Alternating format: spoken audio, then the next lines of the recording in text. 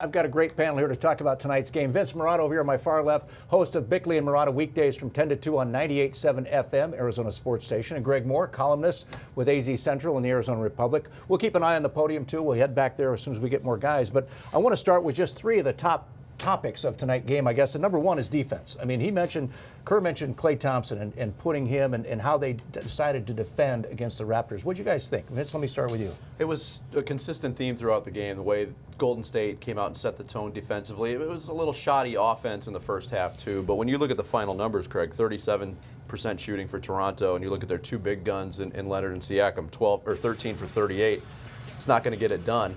Leonard got his points. He had a good game. He lived at the free throw line, but Toronto really needs somebody else to step up, like we saw in Game 1 with Siakam taking the reins and Leonard being that second fiddle. Without those two big guns, I don't like their chances in this series. What do you think, Greg? If we're talking defense, it's a situation where you've got two different halves, right? That's right. First half, Toronto's doing exactly what Toronto wants to do. They're sagging off the shooters. They're playing really tough defense, making it hard for Curry to get his shots. There's a lot of switching. Curry's finding himself 1 for 7 all the way through the first half. There's nothing he can do to get his offense going. But he's Steph Curry, so he keeps shooting. What are you going to do? The next thing you know, the second half, Toronto comes out flat, comes out cold. Golden State goes on this massive run, and that's the difference. Tale of two halves. Defense in first half for Toronto, defense in the second half for Golden State. But was it Fred VanVleet on Steph Curry? Was that the difference, Vince, in this whole thing? Early on? He did a nice job, and Fred VanVleet is a very good backup point guard, especially for a young player who wasn't drafted, had to fight his way into the league. He did a nice job, but like Greg said, it's Steph Curry. Shooter's got to shoot. He kept shooting the ball, started to go in.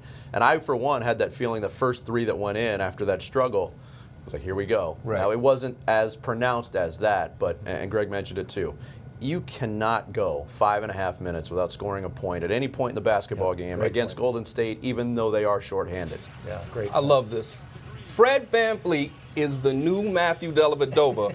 Vinny's over here like, yeah, it was okay. He did a good job. He did all right. Hold on, let me check that final score again. Greg, that takes us to our second topic, and that Yes. is the newbies for the Toronto Raptors. These guys, he mentioned Siakam, you mentioned Fred VanVleet. They've got some guys that are stepping up and playing big when it counts. So listen, Siakam was huge in Game 1, as we all know. He wasn't able to replicate that performance in Game 2. Which we thought. Well, I said that's the question. Can he do it again? He had an opportunity that he never had before. Could he do it again? That would be the test. He didn't. Now he's got to pick himself back up for Game 3. VanVleet, though, he did exactly what he did. Game 1, he had 15 points. Game 2, he's got 17 points. And he played that rugged, dogged defense. When was the last time you saw Steph Curry get picked off at half court? He ripped him at half court, then finished the play over a big guy. Forget about it, man. That guy did what he needed to do. If the other guys do it, then Toronto will have a shot. Before we continue, I want to go back to the podium because Nick Nurse, the head coach for the Toronto Raptors, is at the podium right now. Let's check in. Head coach Nick Nurse of the Toronto Raptors talking about the Warriors, and Vince, let me go to topic 3 here tonight, and that is the Warriors just had no quit. I mean, they were down by 12 with 5 minutes to go in the first half. Yeah, I thought it was really important that they were able to keep in the game at the free throw line in the first half when those shots weren't falling before Curry started hitting his shot. So to go in at halftime only down 5, and we've seen this time and time again through this run, and especially this postseason, the third quarter Warriors showed up.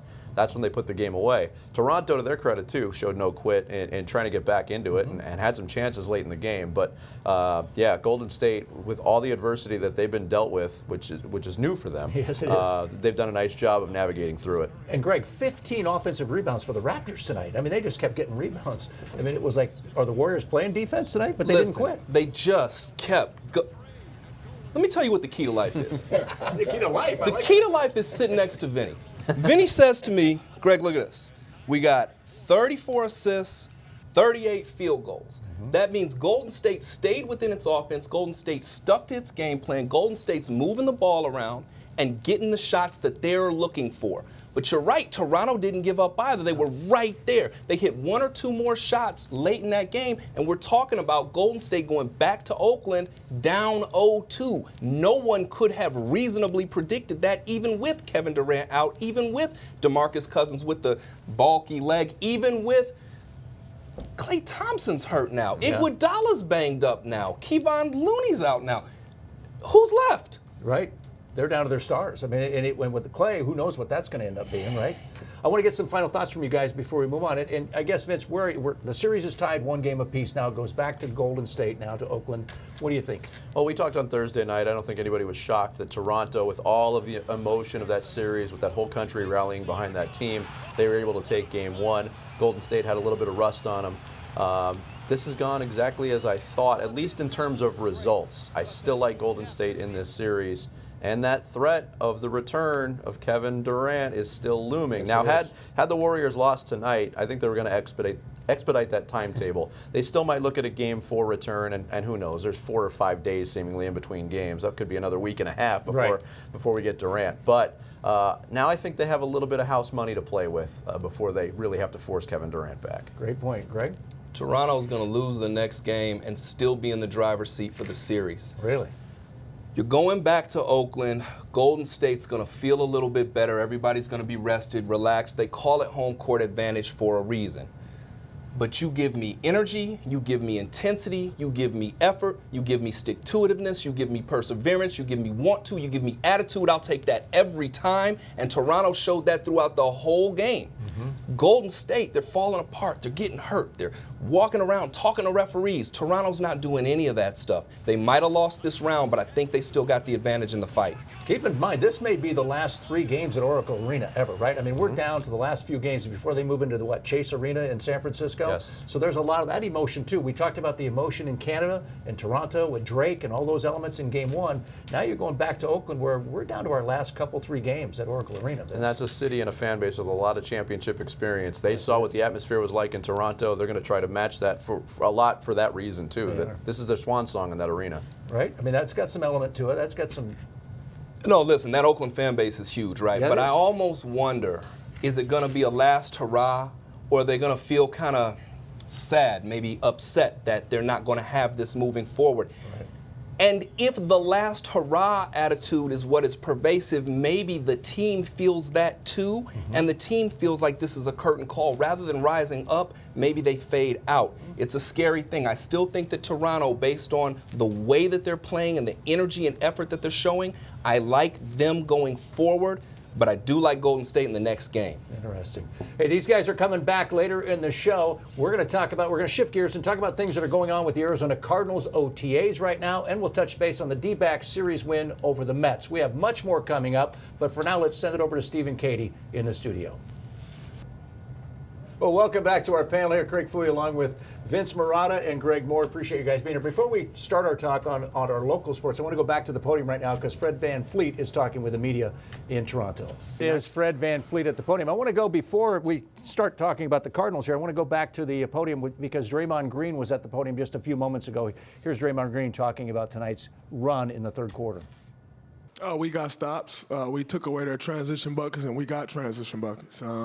We always say we're at our best when that's our best offense, when we're getting stops and we're pushing the ball. Obviously, Steph was great, in closing out that half for us. And, I think we should have been down by a lot more than 5 points. But when you're going in, into the half down 5, we know we can cover that in 10 seconds. He has 16 points. Iguodala wide open. You buying that? You can do that in 10 seconds? That's the way they play, right? Yes, I'm believing it. All right, let's come back here. Let's talk to the panel about our local sports here. I want to talk first about Kyler Murray. I sat down and talked with David Johnson about his first impressions. Here's what David told me about Kyler.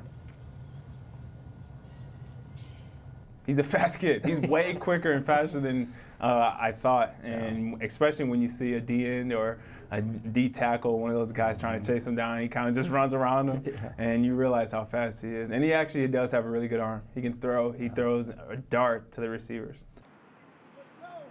Fast kid, that's what he said. He's actually faster than you think. And we've seen him out at practice, right, you guys? Kyler Murray, what are your first impressions? Greg, let me start with you. Actually, I think he's a baseball player.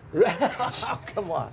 When you talk to baseball players in the clubhouse, they're always so smooth and so calm. Yeah, that's a good point. And Kyler gives you that. He's also really genuine. You know how it is when you talk to a ball player and he's got one voice with his teammates and a completely different voice with the media, and it's just weird. The cliches. The cliches, the disingenuousness, it just doesn't feel like this guy's telling you about himself. Right. Kyler doesn't give you any of that. You just get the feeling that this is who he is, and I kind of like it. Yeah. Vince? First impressions for me, we've been out at OTAs for the first 2 weeks with the radio show, Yes. Dan Bickley and myself, and we haven't had a chance to talk to Kyler. We talked to him the day after the draft and actually met him in Nashville for the draft real briefly. But talking to his teammates, and it's a rite of passage this time of year. When you talk to veterans about new players on the team, they have glittering things to say, but it's the level of what they're saying and the specifics of what they're saying. Where you say, what's the first thing that stands out? And it's not the athleticism, it's not the speed. A couple guys have joked around, yeah, he's pretty little, but almost to a man, they've talked about his leadership, which is not common for a rookie coming into the league, a 21-year-old. He's really accomplished, and I don't think he's fazed by any of this because of his football upbringing. Being a legend at Texas, winning the Heisman at Oklahoma and elevating that team or keeping them in the playoff chase. This is just kind of the next phase of his evolution. So to hear his teammates talk about how calm and cool and collected he is at this point is a good thing. He's a moving young forward. guy. He's a young guy. Go ahead, Greg. I was going to say, my favorite part when I ask Kyler's teammates about him is that pause when they go, where do I start, right? That's the thing that really gets to me. Vinny's right. It's the level to which they tell you the glowing things. It's rare, right? I had Justin Pugh tell me, have you seen him throw? Right. He's like asking me. I said, yeah, I've seen him. It's amazing. So let me ask you about OTA. So far, it's install right now, offense and defense. What are your impressions, Vince, just on what you've seen as a team? I think there's a level of excitement, especially for the guys that are back. I mean, there's so many new names and faces on this roster, but the guys that went through last year and really wore what was a terrible season, winning 3 games and having a historically bad offense, especially those guys on that side of the ball, there's an optimism. They like the way Cliff Kingsbury is operating early on. They're excited about Kyler Murray. And there's excitement about, David Johnson getting back to where he was a couple years ago, which everybody thinks he's capable of doing. So there's a lot of optimism out there, and I think there should be. Greg, I want to shift gears and talk D-backs because they got a series win over the Mets this weekend at home. They got a 7-1 win today, and Merrill Kelly was phenomenal today, right? The guy stuck around a career-high 10 batters, 0 walks on the day. What are your thoughts on the D-backs? They're 30-30. My favorite thing about what he did today was that he went 7 2/3. Yes. How often do we see a starting pitcher doing some good things, then they pull him in the 5th inning and they do all of this matchup stuff? Hey guys, let's just go play some baseball, huh?